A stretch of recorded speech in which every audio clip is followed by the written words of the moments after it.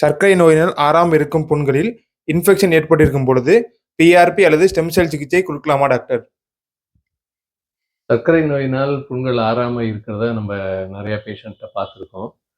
அதில் பல பேஷண்ட்டுக்கு இன்ஃபெக்ஷனோட இருக்கும். அந்த புண்ணில் இன்ஃபெக்ஷன் அதிகமாக இருக்கும்.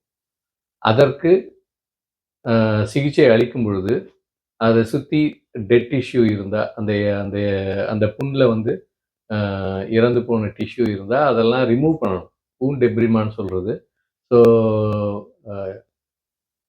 கெட்டுப்போன சதையெல்லாம் எடுத்துட்டு, கெட்டுப்போன ஸ்கின் இருந்தால் அதெல்லாம் ரிமூவ் பண்ணிவிட்டு, இன்ஃபெக்ஷன் இருந்தால் அதற்கான ஆன்டிபயோட்டிக் ட்ரீட்மெண்ட்டும் கொடுத்துட்டு தான் மேற்கொண்டு சிகிச்சை அளிக்கணும். அதுதான் முறை. ஆனால் இந்த மாதிரி டயபெட்டிக் பேஷண்ட்ஸில் நம்ம ஊன் டெப்ரிமாவும் பண்ண பிறகும், ஆன்டிபயோட்டிக்ஸ் கொடுத்த பிறகும், அந்த இன்ஃபெக்ஷன் நெடுநாள் ஆகும் அது கண்ட்ரோலுக்கு வர்றதுக்கு.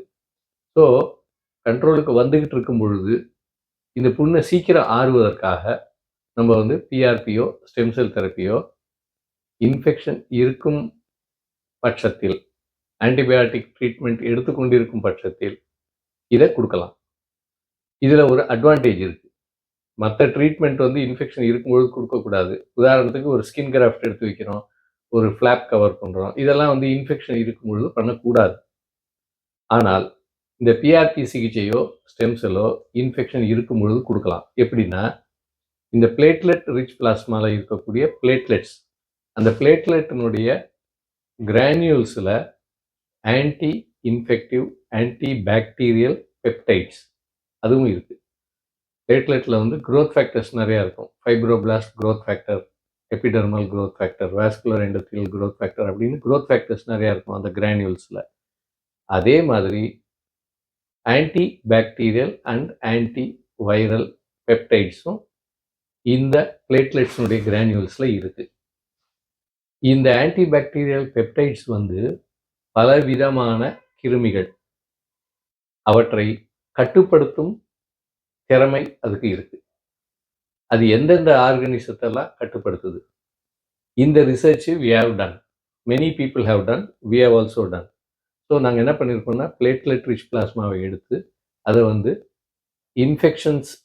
இன்ஃபெக்ஷன்ஸை டெஸ்ட் பண்ணுற மாதிரி ஒவ்வொரு ஆர்கனிசத்துக்கும் இது கண்ட்ரோல் பண்ணுமா பண்ணாதா அப்படிங்கிறத எப்படி லேபில் டெஸ்ட் பண்ணுறாங்களோ அந்த மாதிரி ஒவ்வொரு ஆர்கனிசத்தையும் க்ரோ பண்ணி இந்த பிஆர்பியை போட்டு அது அந்த குறிப்பிட்ட ஆர்கனிசத்தை கண்ட்ரோல் பண்ணுதாங்கிறத டெஸ்ட் பண்ணி பார்த்துருக்கோம்.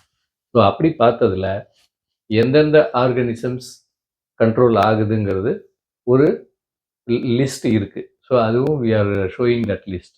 And there are other publications which show which are the organisms which can be controlled by the antibacterial peptides of the platelets.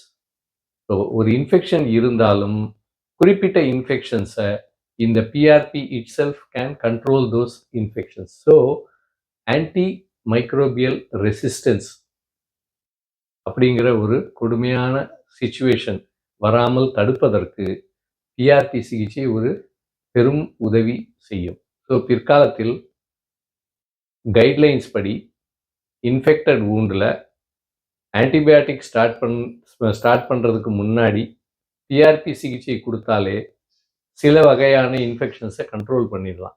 அப்படி கண்ட்ரோல் பண்ணிட்டோம்னா அதற்கான ஆன்டிபயோட்டிக்ஸ் கொடுப்பதை தவிர்க்கலாம். ஸோ ஆன்டிபயோட்டிக் யூசேஜை குறைப்பதற்கு, சில ஆன்டிபயோட்டிக் யூசேஜை தவிர்ப்பதற்கு இந்த பிளேட்லெட் ரிச் பிளாஸ்மா உதவும். இதே தான் ஸ்டெம் செல்லும் இதே மாதிரி. Stem cell will also bring in cells and factors which have got antibacterial peptides. So ஒரு இன்ஃபெக்ஷன் இருக்கிற டயபெட்டிக் வூண்டில் பிஆர்பி தெரப்பி கொடுப்பதற்கு பாசிபிலிட்டி இருக்குது.